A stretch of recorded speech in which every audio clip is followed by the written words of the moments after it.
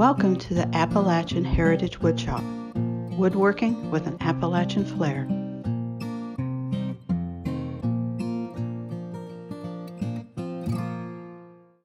Jerill Vance from the Appalachian Heritage Woodshop with another shop tip. I want to show you how I install a Dado blade on my table saw.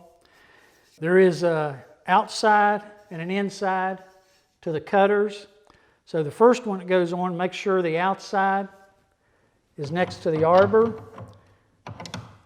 Make sure there's no grit, debris, or anything on the washer that's on the arbor.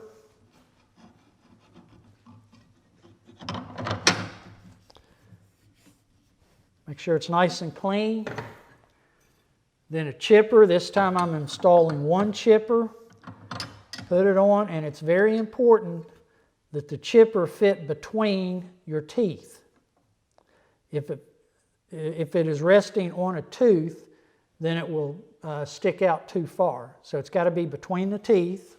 Then I take the other blade and make sure the outside is facing out. Put it on the arbor. And what I like to do is find a couple of teeth, line them up. I use a large washer on the Dado blade. Put it on. When I put the nut on, stick it on my finger. Put your finger on the shaft. Then you can thread it right on, and that minimizes the opportunity to drop that nut, which I'm sure all woodworkers have done. With the teeth lined up, it makes it very easy to measure your width to see if you got the right setup. To tighten it, I put the wrench on the nut and use a block of wood and tighten it that way. It doesn't have to be real tight because it'll tighten as it's being used.